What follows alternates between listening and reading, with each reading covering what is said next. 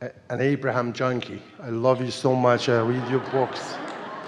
I made up a statement for myself. Attention is invitation, based on your teachings. So I don't want to pay attention to the disconnected fools. And I know the reason terrorism, all these violences continuing to come back again and again is because the world is paying attention to them and bringing up the wide vibration of it. So what are we supposed to do with disconnected fools who want to kill us? Where to begin? Do you accept that out of contrast comes desire? Yes. And so does it follow that more peaceful world comes from a world of turmoil? We know that it's not their differing opinions that you are railing against. It's the momentum that they have gathered in their pushing against. Anyone who finds their own power and who is in alignment with it is not seeking power over others, because they've already found their ultimate alignment. And so the only way that your world will ever soften and have fewer of those who are in their fear and in their desperation railing out in defiance against those who they believe sincerely are oppressing them is for their feeling of oppression to go away. And so when you fight terrorism with terrorism, you don't cause oppression to go away. In other words, it's the soothing of others that is required, not the containment of them. That just causes them to find yet another way and another way and another way. You're here as advocates of what you want. And we know it is a hard thing to hear, but it is in the advocation of what you do want that becomes your world, not in the pushing against of what you do not want. You just cannot get around it, that this is a world based upon inclusion. It's an attraction-based universe. So when you look at something wanted and you say yes to it, you include it in your vibration. When you look at something and shout no at it, you include it in your vibration. And as much as it sometimes seems like a good idea, you don't get to choose what other people get to say yes or no to. But we will say that so many people are getting so much that they don't want as they're shouting no at it. And certainly terrorism is an exaggerated, advanced form of that. But what are you going to do about it? You can't offer the vibration for them, and you can't contain their vibration, nor should you try. Because when you try to stop somebody from doing something that you don't want, you become a terrorist too. You become one who is then pushing against them. And who gets to decide who's the right one in the pushing against? Because it never works for anyone, you see. And so, what to do about it? You have to live your own life experience. You have to find your own alignment and understand that when you do, that only that which is a vibrational match to who you are can come to you. I was not thinking of personal safety. I was thinking of, we know, how do we deal with these people? Are there anybody who wants to come here and become a disconnected fool? Or everybody comes here with the intention of joy? None of you intended to be out of sync with your guidance system. How do you reach the place of wanting to be in sync with your guidance system if you've never had the discomfort of being out of sync with it? In other words, it's all part of the same thing, isn't it? What this conversation is really about is, once you come to remember how this universe all fits together, and once you have shown yourself what alignment feels like and what not alignment feels like, and you seek to be in alignment because it feels good and because it brings you your clarity and your appreciation and all that you seek, once you have come to that personal awareness of how that all fits together, then there is not anything more. But look how many come into these physical experiences. Look how many, even as you are listening to us here, find yourself often willing to experience, to tolerate, to endure negative emotion. It's the endurance of negative emotion. It's the willingness to put up with a guidance system that's showing you that you've got resistance and not doing something about releasing it that causes law of attraction to add to the momentum of that negative resistance. It really is that simple. Thank you so much. So your question is not even so specific about what to do about a terrorist or a group of terrorists, is wanting to understand why they would exist at all. And we want to say, why would you endure negative emotion? Why do you endure doubt? Why do you endure fear? What's the answer to that? Are you ever afraid? Are you afraid of terrorists? No. Why would anybody endure it? We think it's because you don't think you have a choice. We think it's because you really believe that what they're doing is the reason that you feel this way. And so since you believe that what they're doing is the reason, that whether it's a terrorist or whether it's a 2-year-old terrorist, in other words, you believe that what they're doing is the reason that you feel this way, that's the thing that you have to come to terms with, because it's not what anyone else is doing that is causing you to feel this way. It's what you're not doing that is causing you to feel this way. It's your absence of alignment that is causing you to feel that vulnerability, you see.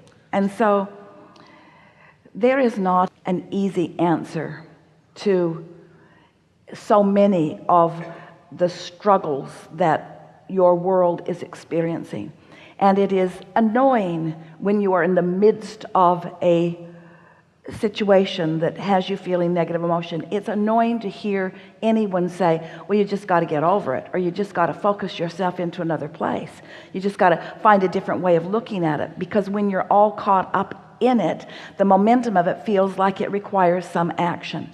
But it is our promise to you that 100% of the time, when action is offered from a place of vulnerability, from a place of not alignment, from a place of non-connection, that there will be a perpetuation of more of that. And you've got to step back far enough to understand that that is contrast that you all came forth willing to allow to be experienced, because if you don't know what you do not want, you cannot know what you do want. And so these are not the worst of times. These are the best of times.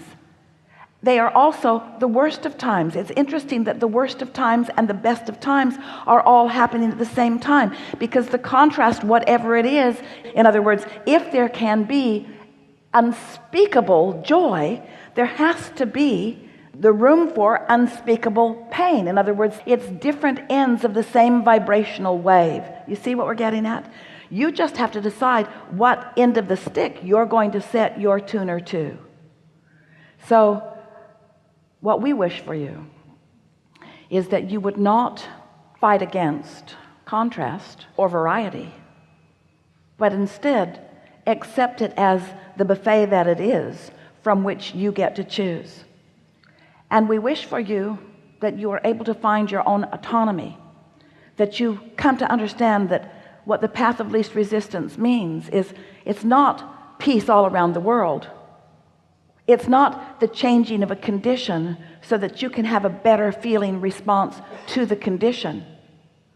It's an unconditional love.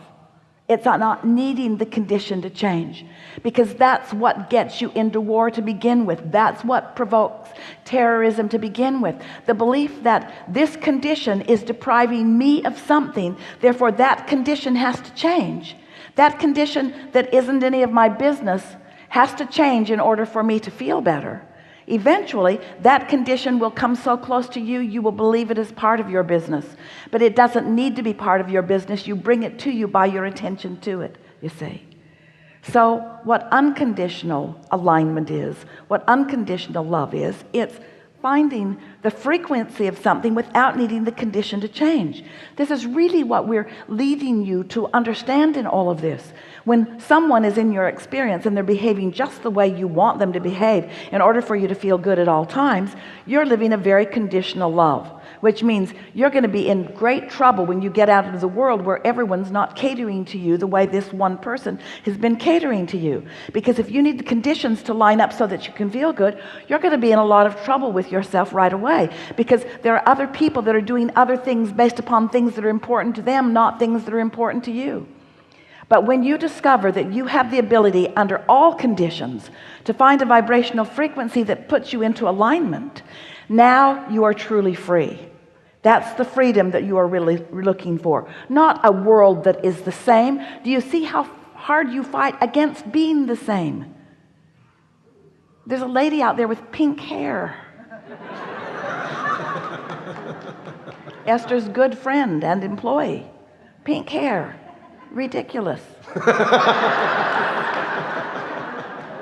Really lovely in every way. But what we are getting at is, when you need conditions to be exactly the way you think you need them to be, you are bound, because now you are in this place of needing to control the conditions. And it's the belief that you must control conditions that is at the heart of all of that dysfunction. So let's talk about this vibration that is all that you want, and it's all that you've become. It's the vortex version of you. It's infinite intelligence. It's guidance that's being offered to you. It's clarity about everything that matters to you. Everything that matters to you. And so it's being offered to you, and now you're tuned in, tapped in, turned on. Maybe you meditated, maybe you went to the beach. Doesn't matter. You found vibrational alignment in some way. Now the ideas begin to occur to you, and as the idea occurs to you and you feel the emotion of it, you begin the translation of that knowledge, of that already accomplishment, of that expansion, of that evolution. You begin to translate it into your experience. So the first thing that happens is you have a thought and an emotion that comes. That's still unconditional. In other words, it's not the manifestation, it's a thought and a feeling, and it's unconditional, and it's alignment, and that's unconditional. But so many believe that they've got to have all of it translated. It has to come all the way over into the see it, hear it, smell it, taste and touch it. Everybody needs to be doing what they need them to do, or living the way they need them to live. How are you ever going to decide what that is? Do you know how diverse you are? Do you know that you were born from consciousness that is seeking diversity for the purpose of balance? Do you know that diversity is inherent in balance? That you know that contrast is inherent in balance?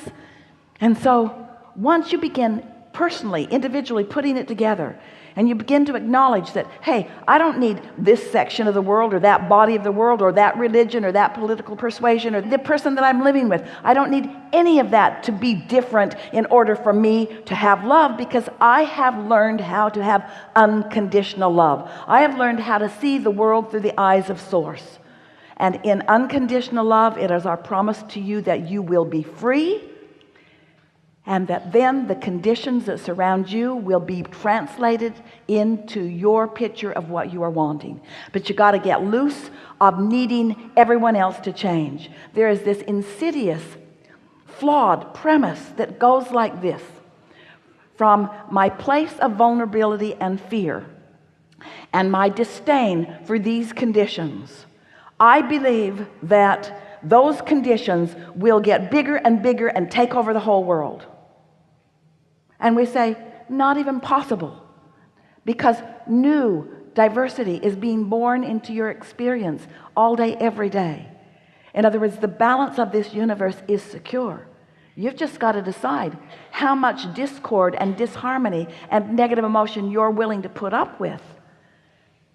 Why deprive yourself? And if we use the word fool, and we're certain that it was the word Esther found at some point along in our conversation, it's not that we see you as fools, but from our point of view, it is foolish to seek anything other than alignment, to believe that you can make the world be the way you need it to be when you can't even control your own children or the people that you live with, or even your own thoughts at times. You see what we're getting at? Yes. there is no way into the peaceful world that you want other than through discovering a vibration that will sustain it, you see. And really what you're wanting to do is to become so good at sustaining it that the opportunity for it begins to subside. But the biggest thing that we want to say to you is you can't worry about what anybody else is doing about it, because in the moment you turn your attention to what they are or are not doing, then you're not doing it. Attention is an invitation. Yeah. Thank you so much. Yeah, really good.